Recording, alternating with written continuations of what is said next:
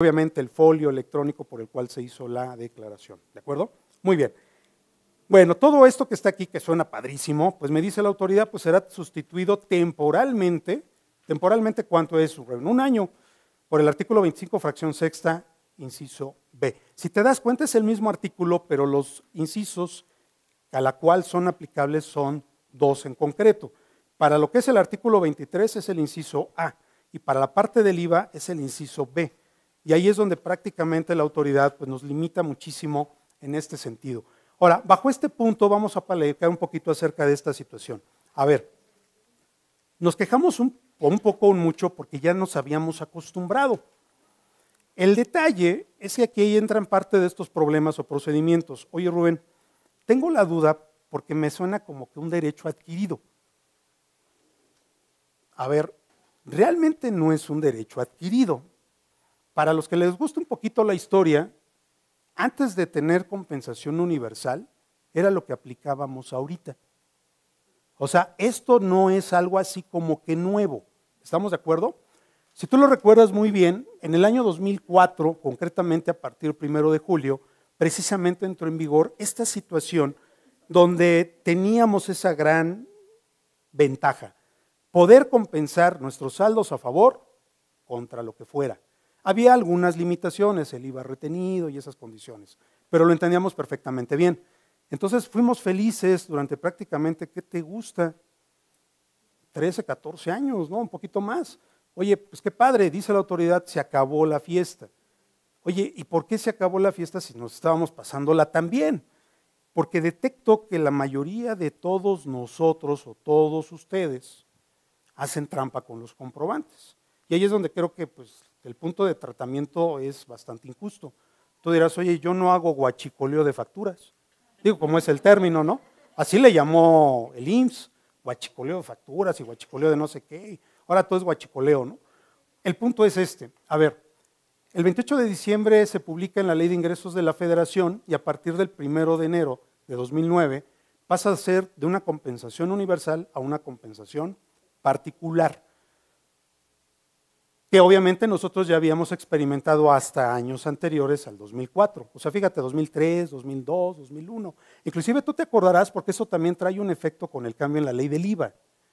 Esto se dio principalmente por el efecto de la ley del IVA. Si tú recuerdas, la ley del IVA también tuvo una transformación importante y era lo que nosotros conocimos como el llamado efecto de flujo de efectivo. Te acordarás de esto. Entonces esto permitió precisamente que la autoridad en aquel entonces pues nos diera esa gran posibilidad. A esto agregado a la mecánica de pagos simplificados que teníamos, ¿te acordarás? No pagábamos, pero no presentábamos una declaración como tal. Entrábamos a la página de un banco y tú le decías, yo pago esto, y si te equivocabas, ¿qué pasaba? Ah, pues nada más una hojita de corrección. Ay, perdón, no era renta, era IVA. Oye, qué padre, ¿no? O sea, tú dirías, estábamos en la gloria, Rubén. Ya posteriormente la autoridad dice, oye, creo que me están viendo la cara de güey. Sí, porque era técnicamente una compensación. Sí, no sé si te acuerdas todo ese tipo de fenómenos. Estoy hablando de la época de Vicente Fox. No estoy haciendo proselitismo, no, simplemente más estoy comentando. El punto es, oye, qué padre aquella época donde ni siquiera llenábamos formatos de pagos de impuestos. Posteriormente llegan los formatos electrónicos que tú ya conoces. Obviamente las famosas hojas de ayuda se quitan para las personas físicas y se acabó la fiesta, ¿no? Porque ya nos obligaba la autoridad a rastrear y dar el origen de toda la información del saldo a favor. Por lo tanto, no se realizó también ninguna reforma al artículo 23 hasta el momento. Más adelante vamos a platicar un poquito de lo que plantea el grupo de senadores del PAN. Y derivado de ello, pues la autoridad dio a conocer, así como una medida, pues ¿cómo te diré?, para salvar el barco, lo que es una regla de resolución miscelánea que probablemente tú ya la has tenido posibilidad de leer, que es la regla 2319, publicada en la sexta resolución miscelánea fiscal 2018 que sigue aplicando para el año 2019. Hasta ahí es lo que tenemos prácticamente en cambios. Ahora bien, necesitamos conocer un poquito la exposición de motivos. Yo siempre te recomiendo, cada vez que hay una modificación fiscal, lee la exposición de motivos, porque la exposición de motivos te da un gran fundamento para poder determinar si te puedes amparar o no. La gran mayoría de nosotros nos enfocamos a leer los artículos y a veces los transitorios, que también son importantes, pero yo te recomiendo aún más checar la exposición de motivos. La exposición de motivos te da prácticamente todo el sustento legal, económico, ¿sí?, mercantil, social, civil, que tiene una reforma de carácter legislativa, y en este caso particular la parte fiscal. Entonces, fíjate, vamos a ver, yo te pongo ciertos extractos de lo que se dio a conocer en esa exposición de motivos a la Ley de Ingresos de la Federación. Además, otro detalle, no sé si recuerdes, a lo mejor yo sé que andabas en unas fechas complicadas, porque pues diciembre es un mes difícil, andamos de fiesta, muchos en cierre, muchos ya estaban de vacaciones. La Ley de Ingresos la presentan, pero no le hacen la modificación a la fracción sexta del 25. O sea, ya la habían entregado. Entonces, vete a saber algún atarantado de por allá, oye, se me olvidó esta hojita. ¿Cuál era la hojita? La de esta reforma. O sea, si nos vamos a un procedimiento legislativo, no debió haber pasado esto. Eso digo, nada más hay para dar el dato curioso. Por cierto, por ahí en redes sociales circula una hoja con un sello de recepción que está fuera de tiempo, lo cual todavía la hace más inconstitucional. Entonces digo, ahí te dejo el dato para que, bueno, tú lo tomes en cuenta. La publicaron como el 6-7 de enero. Exactamente, en una fecha pero muy lejana. O sea, dices, oye, ¿de qué se trata Tuvimos esto? por ahí ¿no? ya unos cursos, a lo mejor Sí, por adelantados, supuesto. pero nos fuimos con ese sabor amargo, ¿verdad? De que esperábamos que el lunes siguiente Claro. saliera, ¿verdad? No, Sí inclusive salió. nosotros cuando hicimos la plática de las propuestas de reforma fiscal en diciembre del año pasado, yo les mostré el documento y les dije, a ver, aguas, está esto ahí, pero pues así como que, pues ¿y esto qué, no? Pues así como que lo filtraron a ver si pasaba, y ¿qué crees? Pasó, ¿no? Como ahorita prácticamente Dios, Peje Lagarto, pues está ahí al mando y dice, pues todo lo que se dice, así se hace, pues así lo llevamos a cabo, ¿no? Entonces, deja mucho que decir, pero bueno, desafortunadamente tiene ciertos tintes, pues también un tanto de tipo políticos, ¿no? Desafortunadamente. Muy bien, pero a ver, vamos a ver este punto, fíjate. Dice, si bien es cierto que las medidas representan una simplificación administrativa, se abrieron espacios para prácticas de evasión.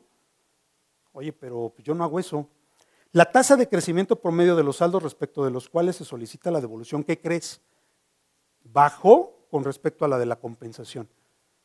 Pero pues no, eso no fue de gratis. La autoridad, dime cuántos casos tú tenías de éxito en devolución de saldos a favor. Entonces, pues ya hasta no la sabíamos. ¿Para qué desgastarme? ¿Para qué enfrentarme a la autoridad? Contador, ¿por qué mejor no se va por la compensación?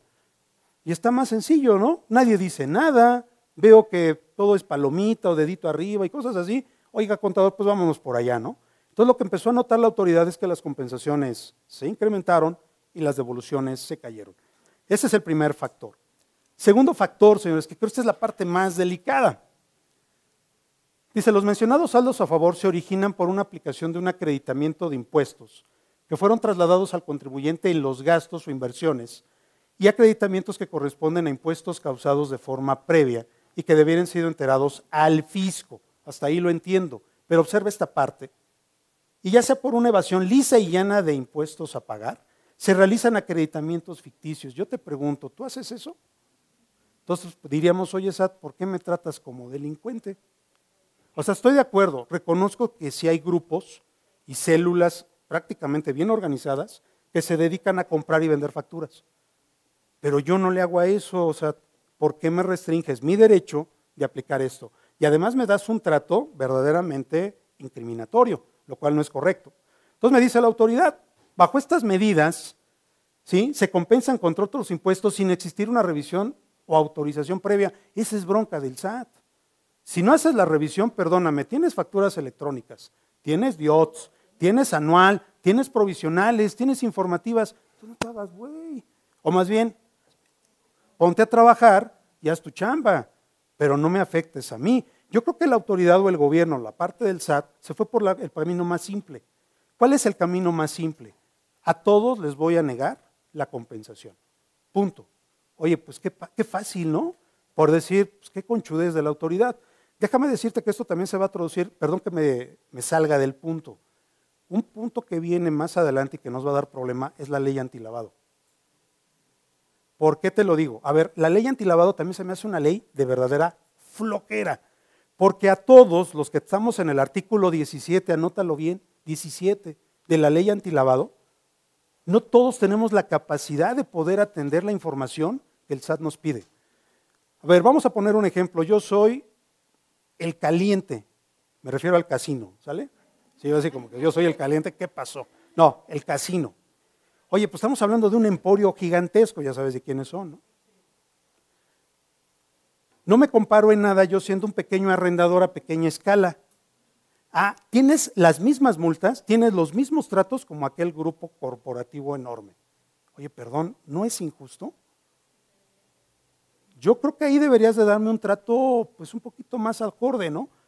Toma en cuenta mi capacidad contributiva, mi contador tengo, yo hago mis propias declaraciones y contrato al contador cada vez que se ofrece. Y creo que la carga administrativa de presentar información ante la UIF es verdaderamente espeluznante. Si has tratado de ver todo lo que son los llenados de formatos para mandárselos a esta unidad de inteligencia financiera, es un verdadero viacrucis. Y entonces se vuelve peligroso para cierto tipo de ¿qué? De negocios. Y yo creo que en la visión de que a todos nos tratan como lavadores de dinero, dice pues que lo apliquen todos, ¿no? Al fin todos tienen la misma capacidad. Es exactamente lo mismo que pasa con la compensación. Pero bueno, vamos a ver cómo solucionan parte ese otro problema. Por otra parte, también se estima conveniente que la compensación se aplique únicamente respecto a deudos propios. Y esto ya es donde viene la parte, creo que el gobierno hizo bien. Te voy a decir por qué. Si yo te retengo impuestos sobre la renta por tus salarios, por honorarios, y yo de repente tengo adquisición de facturas, ese impuesto, fíjate, todavía no tienes el descaro de deducir y todavía te das el lujo de aplicarlo contra retenciones de terceros. O sea, estamos hablando que es un impuesto de otra persona, daña el patrimonio de otra persona. Entonces, ¿sabes qué? Esto te lo vamos a cortar. Estoy de acuerdo, pero identifica a los buenos y a los malos, no me lo apliques a mí, porque en todo caso a mí también me estás dando un trato desigual. Y yo creo que esa parte de la autoridad tiene razón. De eso ahí es donde se desprende que ahora en el artículo 25, fracción sexta, ya no tengas la posibilidad de ¿qué? De poder compensar tus cantidades a favor contra todas las cantidades retenidas efectuadas a terceras personas, asalariados, asimilados, honorarios, dividendos, que también ahí deja un poquito la duda, ¿no? Porque el dividendo dices, es que es del socio, sí, pero estamos hablando de entes diferentes, ¿no? Entonces, ¿en qué momento se da esta situación? Muy bien, vamos a la parte del artículo 25, fracción sexta, Ley de Ingresos de la Federación. Lo que está en rojo, señores, es lo que obviamente sobresale de los datos y obviamente cambia para efectos de la información, y obviamente la parte en azul es lo que te estoy resaltando en términos de los datos que obviamente pues, van a afectar en términos del artículo 23. Para efectos del código del impuesto, perdón, del código fiscal, del impuesto por actividad por exploración, extracción de hidrocarburos, renta, IVA, etcétera, fracción sexta, el artículo, pero para los efectos de los dispuestos en el artículo 23, primer párrafo del código, sexto, primero y segundo párrafos de la ley del IVA, quedan en sustitución estas disposiciones aplicables en materia de compensación de saldos a favor. Eso es lo que comentábamos de forma previa. Vamos al comparado. Me interesa hacer este ejercicio de comparación para que tú detectes los párrafos. De tu lado izquierdo vas a encontrar lo que es la Ley de Ingresos de la Federación y en la parte de tu lado derecho el artículo 23, primer párrafo. Lo que está en rojo y tachado es lo que ya no tomaríamos en cuenta. Ojo, no lo están eliminando, simplemente ya no le haríamos caso. ¿Qué veníamos haciendo, Rubén? Primer párrafo. Los contribuyentes obligados a pagar mediante declaración podrán optar por compensar las cantidades que tenga a mi favor contra las que estén obligados a pagar por adeudo propio, pero me limita las de retenciones a terceros. O sea, ya retenciones a terceros se acabó, con base en la propuesta o la iniciativa que plantean. Dice, siempre que ambas deriven ¿de qué? Pues de un mismo impuesto. Pero esto es a partir de ¿cuándo, Rubén? A partir de este año. Toma en cuenta que el impuesto sobre la renta, yo no tengo saldos a favor mientras no presente la declaración anual. ¿Estamos de acuerdo? Por lo tanto, mis pagos provisionales o son cero o son con pago. No tengo saldo a favor. ¿En qué otro caso sí podría tenerlo, Rubén? Por ejemplo, el caso del IVA, que es el único caso. Y si nos vamos un poquito remitiéndonos a la parte de lo que es el famoso RIF, el RIF sí podríamos tener esas cuestiones, porque acuérdate que es un pago de qué tipo, definitivo, si te vas por la mecánica de ley y no con las facilidades de miscelánea. Segunda oración, señores, dentro de este mismo primer párrafo no cambia nada, queda igualito, ambas cantidades quedarán sujetas a una actualización con base en el artículo 17A del Código Fiscal de la Federación. Seguimos en el primer párrafo, tercera oración. Los contribuyentes presentarán el aviso de compensación y nos daba un plazo. ¿Cuánto? 5 días. Nos quitan el plazo, pero te dicen, ¿qué crees? Tienes que presentar avisos. Entonces, este es el primer gran impacto que nos deja. Oye, Rubén, yo ya no presentaba avisos, de nada, era feliz, porque prácticamente nada más en mi formato de pago hacía la aplicación y con eso era suficiente. Porque si tú recuerdas, en el formato de pago de impuestos se veía notoriamente el origen del saldo a favor y se rastreaba. Dime la declaración, el monto histórico, la cantidad actualizada, contra qué la estás aplicando, bla, bla, bla. Entonces, ¿ahora qué vamos a hacer, Rubén? Presentar el aviso. El problema es, ¿en qué fechas, Rubén? Dice la autoridad, con base en las reglas. Técnicamente, entonces, ¿dejamos de tener ese plazo de 5 días? No, no se pierde el plazo de 5 días. Si tú recuerdas, en la miscelánea fiscal se nos daba o concedía un plazo de los 5 más 10 días, dependiendo del último dígito numérico de tu RFC. Entonces, prácticamente nos vamos a basar en esa tabla que está publicada en la resolución miscelánea fiscal. Entonces, ahorita vamos a comentar eso porque ya entramos ahí a otro tipo de detalles. Oye, Rubén, ¿y si no presento el aviso? Porque todavía para acabarla de fastidiar, limitada la compensación, y todavía se me olvida presentar el aviso, ¿habrá multa? Buena pregunta. Segundo lugar, lo presento pero lo hice extemporáneo, me lleva el diablo. O la otra, por ser buen contribuyente, contador, preséntelo antes, ¿no? ¿Se puede? Pues ya nos pusieron a pensar, ¿no? Además de cosas que ya se nos habían olvidado. ¿Estamos de acuerdo? Que son puntos que se nos han ido en el camino. Dígame. Contador, estos nada más son de los saldos que vaya teniendo a partir de este año. Si tengo ahorita un saldo de 2018. Con base en esto, sí, 2019. Ajá. O sea, vamos a pensar ahorita el IVA de enero 2019, Okay. ya le podrías dar esta aplicación. O sea, si ahorita tengo todavía ISR o IVA de 2018, ¿no tengo problema? Técnicamente no, pero tenemos que seguir la regla que nos dice. Okay. Hay una regla que ya mencionábamos, la 23119, que vamos a leerla, desmenuzarla, a ver qué facilidad o qué condiciones nos da, ¿de acuerdo? Pero 2019 es este problema, pues aquí ya no. Por ejemplo, ahorita yo tratar de aplicar IVA contra el ISR de salarios ya no puedo, ya no se puede. Por lo tanto, ya nos cambia un poco el escenario y comentábamos, la mayor parte de las empresas grandes que tienen una estructura bien definida, plantean mucho su escenario fiscal 2000X con base en lo que leen en la ley de ingresos, pero como esto salió así de repente de que pues ahí infiltré un papel, me cambiaron el presupuesto, me cambiaron el proyecto y sobre todo cómo iba a pagar parte de los impuestos. Financieramente hablando, perdóname la expresión, me partieron por la mitad. ¿Por qué? Porque ahora mucho de ese dinero que yo iba a obtener para poder pagar las retenciones de salarios, de asimilados y de otros conceptos, ya no lo voy a poder utilizar para otra cosa. Pagar proveedores, ¿sí? Pagar algún otro tipo de relaciones, pues no sé, con otro tipo de compromisos bancarios, por ejemplo. ¿Por qué? Porque dice la autoridad, no, ahora quiero que pagues la parte de salarios, ¿no?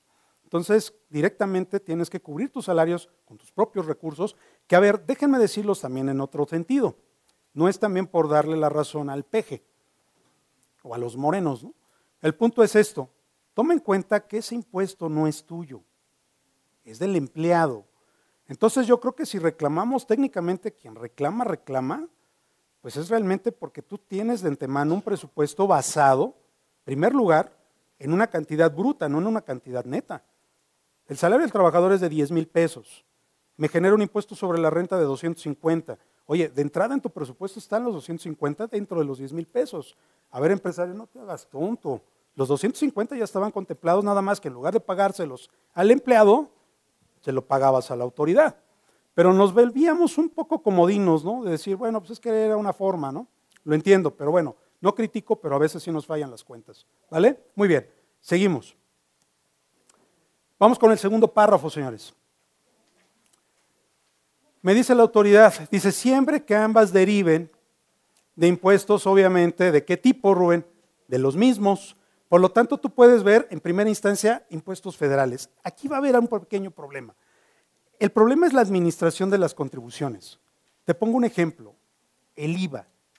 El IVA de repente nos lo cobra, y no sé si te ha tocado, el gobierno local. Renta, me preocupa mucho. Por ejemplo, renta con el RIF. ¿Quién te cobra el ISR del RIF? El gobierno local. Los requerimientos, los oficios, las invitaciones, ¿quién te las plantea? El gobierno de la Ciudad de México, el gobierno del Estado de México, el gobierno local. Entonces me lo dice claramente, mientras sean administrados por la misma autoridad. Oye, son federales, pero ya no son administrados por la misma autoridad. Entonces tómalo en cuenta porque a los del RIF también les van a dar una partida del tamaño del mundo.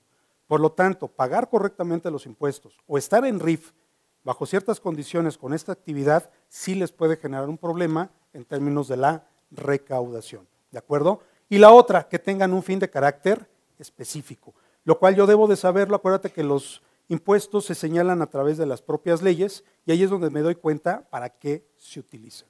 Dígame, Lick. Vamos a apoyarle con el micro para que todos te escuchen. Una pregunta con el párrafo anterior. Ves que al final menciona que aquellos que se causan por motivo de importación no van a ser aplicables a este cambio. Nunca han sido, jamás en la vida han sido sujetos a esta situación. Mi duda es, al principio comentabas, hay un IVA que se trata por importación y un IVA que se causa de manera nacional. Correcto. ¿El IVA que es esta importación aplicaría para esto? No, porque esa condición precisamente la autoridad te lo especifica. Entonces la importación, ¿para qué lo vas a aplicar únicamente? Para puro acreditamiento. Okay. Nada más.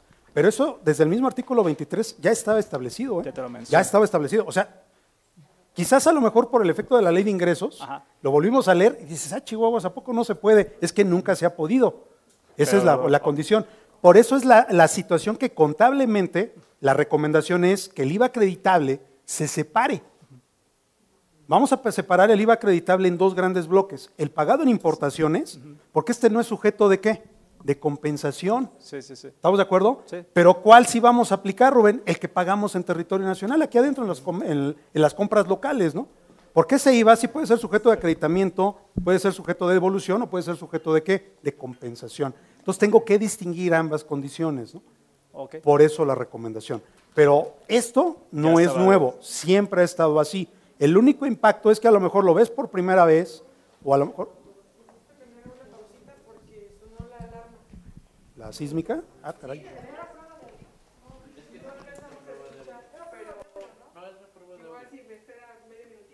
Entonces, paramos, ok, perfecto. Que no cunda el pánico, señores.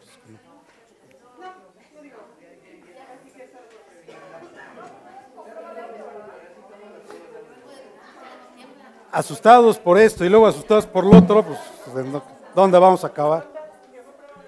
Fue prueba de audio, gracias. Gracias. No, tranquilos, que no cunda el pánico. Son de las bonitas experiencias cuando viene uno de Sinaloa, de Chihuahua, donde allá casi no pasa nada, ¿no? Entonces, pues aquí es hacerlo algo interesante. Muy bien. Bueno, proseguimos, señores. No sé si haya pan para el susto, pero bueno, todos sentados, por favor. Vamos a continuar. Bueno, seguimos en esta parte. A ver, ahora vayamos a la parte, toda esta parte del primer párrafo que vimos es, ¿qué inciso, Rubén? Es el inciso A. ¿Estamos de acuerdo? Es el inciso A. Vamos al inciso B, que tiene que ver la parte del IVA. La parte del IVA, pues es prácticamente lo mismo. El artículo 23 me daba la posibilidad de llevar a cabo la compensación contra otros impuestos en los términos del 23, que nos remitía, y en el caso de que se realizara compensación y resulte un remanente, el saldo a favor, el contribuyente podría solicitar su devolución. Ahora, ¿qué me queda? Los saldos cuya devolución se solicite no podrán acreditarse y por lo tanto el IVA únicamente se podrá aplicar únicamente en compensación contra el propio IVA. Y ahí viene una pregunta rara. A ver, Rubén, ¿cómo IVA contra IVA se va a compensar? Bueno, si tú recuerdas, el acreditamiento se da de forma prospectiva. ¿Qué significa esto? En el futuro, a posteriori. Pero ¿qué pasa con la compensación? ¿Sí se puede compensar con el IVA? Sí se puede compensar. Digo, para los que a lo mejor nunca hemos hecho esto, a lo mejor nos hará un tanto raro, pero la autoridad tiene un criterio de forma interna, de estos primeros criterios normativos, donde la autoridad me dice, a ver, si tú tienes un IVA ahorita como saldo a favor, pensemos el mes de enero, ¿Estamos de acuerdo? Y a lo mejor se me ocurre el caso particular de haber presentado una declaración complementaria del mismo IVA, pero de un periodo pasado. Eso puede llegar a suceder. ¿Por qué razón, Rubén? Pues me equivoqué, tuve algunas diferencias, mi auditor me dijo que tenía algunos errores, o a lo mejor yo lo descubrí. ¿Cuándo presentas tu declaración complementaria? Casualmente a la par de cómo voy a presentar mi saldo a favor. Oye, saldo a favor de IVA, saldo a cargo de IVA, ¿lo puedo compensar? Mi opinión es sí. Vamos a ver también, espero que también la autoridad no esté tan mal de acá arriba y que de repente también nos quite los criterios, señores, porque entonces sí nos parte el alma en todo. A ver, entonces, ojo, solamente es contra el mismo impuesto, sí, pero siempre y cuando generes una declaración complementaria y corrigiendo los valores que tú debiste haber presentado. Si es así, se genera la compensación, porque técnicamente estamos hablando de la misma contribución. ¿Estamos de acuerdo? Efectivamente, ¿estamos de acuerdo? Ahorita platicamos un poquito también de los ejercicios. A ver, entonces, precisiones, señores. Saliéndonos un poquito del esquema y entonces derivado de esta ley, a partir del 1 de enero los contribuyentes únicamente podrán compensar las cantidades a su favor contra las que estén obligadas a cubrir por adeudo propio. Y ahí es donde mucha gente también ya me ha preguntado, oye Rubén, yo tengo una duda. Tengo un cliente acá por el rumbo de Toluca, precisamente que tiene este tipo de problemas. Me dice, a ver Rubén, yo cuando presento mi declaración, pues es impuesto propio, y ISR propio. Pero ¿qué no se supone? Fíjate cómo lo ve el empresario. Cuando yo retengo el impuesto de los trabajadores, artículo 26 del Código Fiscal, yo soy responsable solidario. Si yo hago algo mal, la autoridad se va contra mí, no se va contra el trabajador. Digo, a ver, no confundas, compañero. En ti recae la obligación de retener y enterar. Pero eso es muy claro. Tú lo puedes ver en el artículo, pensemos en salarios, primer párrafo del 96. El hecho de que tú retengas y enteres, la contribución no se hace tuya. Tú eres un intermediario de pago. Pero eso no significa que sea tu propia declaración. ¿Estamos de acuerdo? Te da una responsabilidad a la autoridad, vía 26, artículo 96, ley de renta, para llevarlo a cabo. Porque muchos dicen, es que yo lo pago por él, por lo tanto es mi impuesto. No, no es tu impuesto. Hay algunos artículos que te delegan a ti la responsabilidad de hacer los cálculos, de retenerles y obviamente pagarlos. Y eso automáticamente te quita esta condición. Por lo tanto, ojo, en 2019, ¿qué contra qué, Rubén? IVA contra renta, jamás. Renta o IVA contra retenciones efectuadas a terceros, olvídalo. E IVA contra IVA, Vamos a ver esto porque la propuesta que yo te doy aquí técnicamente es limitada con base en ¿qué? En lo que ya habíamos comentado del famoso criterio del SAT. ¿Estamos de acuerdo? Muy bien, vamos con las inquietudes. Derivado de la aparición entonces de este artículo, ciertos contribuyentes mantenían la duda de qué sucederá con los saldos a favor 2018. Bueno, ya nos quedó claro 2019 cómo es el panorama, pero la pregunta que me queda es, ¿y lo anterior, Rubén? Porque tengo saldos a favor 2018 y vámonos más al extremo, 2017. ¿Cuántos no tendrán saldos del 16? Rubén, pues si eso hablamos, tengo 15, 14 y así varios, ¿no? Oye, ¿por qué nunca los has solicitado en devolución? Pues mira, la verdad está tan complicado que ahí los tengo. En algún momento dado van a prescribir. Segundo punto, ¿por qué no los compenso? Y ahí es donde quizás también la autoridad te puede aplicar esa situación. La autoridad también duda cuando un contribuyente no compensa. ¿Por qué? ¿Qué temor tienes de aplicarlo? Es que es mi derecho, autoridad. Fíjate cómo nosotros lo podríamos ver. O sea, es mi derecho a hacerlo o a no hacerlo. Dice la autoridad, bueno, pues si lo haces, ¿por qué no lo aplicas? Pues porque no se me pega la gana. Pero también la autoridad piensa mal. Más bien, ¿no tendrás algún problema? ¿O no será que tienes ahí comprobantes extraños? ¿O será que a lo mejor tus cantidades no están bien determinadas? Entonces la autoridad también tiene esa inquietud. Y por eso muchos contribuyentes, y lo he visto en la práctica contablemente, tienen unos saldos a favor fenomenales, pero jamás los tocan.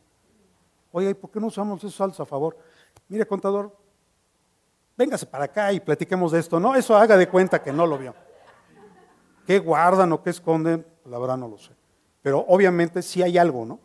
Y eso obviamente al descubrirlo por medio de todos estos datos, que sí nos puede afectar, muchos terminarán diciendo, Rubén, síguelos dejando ahí.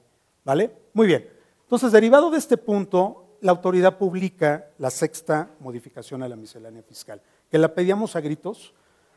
Dentro de todo lo malo, tiene cosas pues interesantes, pero vamos a ver qué tipo de detalles. Esta regla es nueva, esta regla no existía.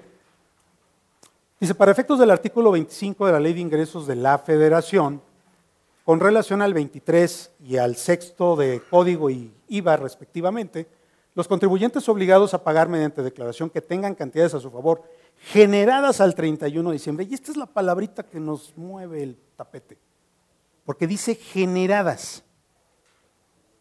Yo soy de la idea de que tenemos que remitirnos al artículo 6º del Código Fiscal de la Federación. A ver, técnicamente las contribuciones se causan conforme a las normas respectivas y se cumplen y presentan respecto a las disposiciones vigentes. Entonces, ojo, no es que se determinen al 31 de diciembre, Rubén, ese día yo estaba de vacaciones y ya no tuve chance de presentar la declaración. Eso no te quita el derecho. Porque si tú estás ahorita en el 2019, lo que te dice el 6º del código, que ahorita lo vamos a leer, es que tú vas a calcular la contribución con base en ¿qué? En la ley del 18. ¿Y con base en el código de qué año? Del 18. A ver, Rubén, entonces déjame ver. Si ahorita me resulta un saldo a favor que todavía crece del 2018, pero lo obtuve en el 2019, ¿no pierde esa característica? Sigue siendo, ¿qué año, señores? 2018. Punto, se acabó. Oye, tengo una declaración no presentada, así un caso extremo, ¿no? ¿Cuántos contribuyentes no la han presentado? Sobre todo físicas, ¿eh? O pequeños negocios, personas morales, pequeños, que no han presentado sus declaraciones de impuestos. Se me ocurre un anual de 1 o 2 años atrás. Tú la haces ahorita y la presentas con las formas de ahorita. Pero ¿con base en qué ley calculas tu impuesto? 18, 17, 16. Artículo 6º, Código Fiscal de la Federación. Oye, Rubén, entonces si ahorita hago una declaración, ahorita en el 2019, y me sale saldo a favor, ¿puedo compensarlo? Sin problema. Nada más que va a haber un pero. Seguimos leyendo. Y esta más tiene otra palabra interesante, que no hubiesen compensado su cantidad. Yo te pregunto, una declaración que nunca habías hecho, ¿a poco compensaste? ¿Cuándo? Una declaración que hiciste como complementaria, que te dio más saldo a favor, ¿cuándo compensaste? Mientras tú le demuestres a la autoridad que ese monto que tú determinas no lo has usado por la vía de la compensación, tienes la posibilidad de aplicarlo. ¿Estamos de acuerdo? Pero viene la parte más ruda. Podrán optar por compensarlo contra dichas cantidades que estén obligados a pagar por adeudo propio, fíjate, esta es la parte importante, distintos de lo que se causen con motivo de la importación y las administre la misma autoridad y no tengan un destino específico. Pregunta, ¿qué no apareció en la lista? Retenciones de terceros. Eso se acabó. O sea, lo que sí puedes compensar es lo mío contra lo mío. Lo mío contra IVA mío. Pero lo mío contra otro más, ya no se puede. Anteriormente, ¿sí? ¿Sí estamos de acuerdo? O sea, la regla es aplicable a este punto.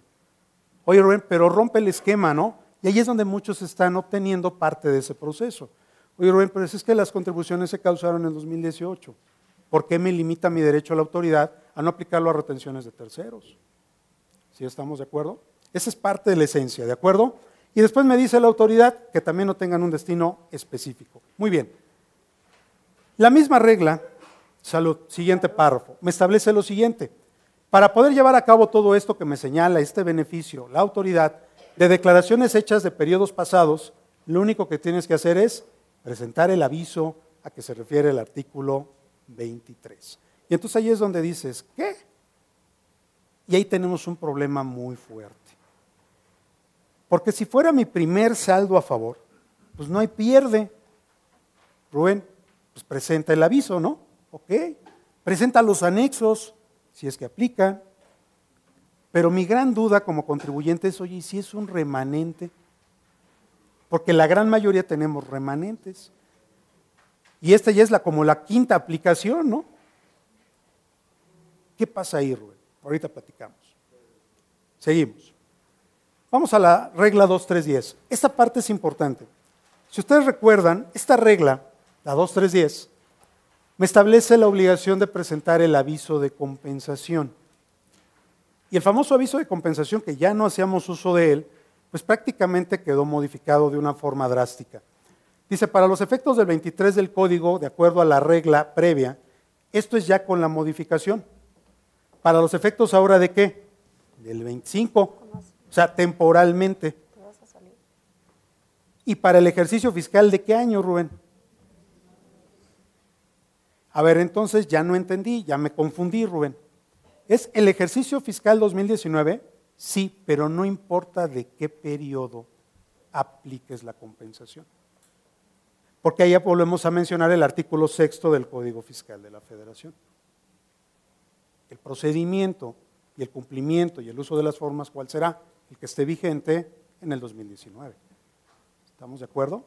Entonces, por lo tanto, que me quede claro, la compensación 2019, entre 2019, avisos. 2018, contra cualquier otra cosa, también avisos. Y aunque sea remanente. Ahorita vamos a aclarar eso, cómo sería lo del remanente. Va de nuevo. Si yo tengo un saldo a favor de 2019, pensemos IVA, y quiero compensar contra, no sé, se me ocurre algo igual, que técnicamente pues diríamos no se puede, pero yo digo que sí se puede, necesitamos presentar aviso de compensación. O pensemos renta en la declaración anual del 2020. Fíjate ya cuánto tiempo estamos hablando, ¿no? Ya me dio flojera irme hasta el 20, Rubén. Dice la autoridad, presentas el aviso y los anexos si fuera su caso. ¿Sale? ¿Por qué? Porque me está diciendo el aviso de compensación respecto a cantidades a su favor generadas al 31 de diciembre ¿de qué periodo? Del 18. ¿Estamos de acuerdo? Ahora, técnicamente yo tengo la obligación de presentar el aviso, sí. ¿Por qué? Porque yo estoy hablando de saldos a favor ¿de qué periodo? Del 18. Pero mi punto de vista es, oye, ¿y el 2019? Si hacemos cuentas, ¿IVA contra IVA se va a poder compensar? Supuestamente sí. Pensemos que la autoridad me lo restrinja. Técnicamente no vas a presentar compensación. Pensemos. Si hablamos de renta contra renta, ¿cuándo lo vas a poder compensar? Hasta marzo del 2020. Técnicamente a lo mejor ya ni siquiera pasó todo esto.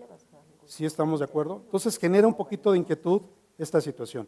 Ahora, técnicamente 2019 también tengo que presentar aviso de compensación. Yo digo que sí. ¿Estamos de acuerdo? Porque la autoridad quiere la misma condición. ¿Estamos de acuerdo? Bien, eso es lo que me establece la disposición. Dígame.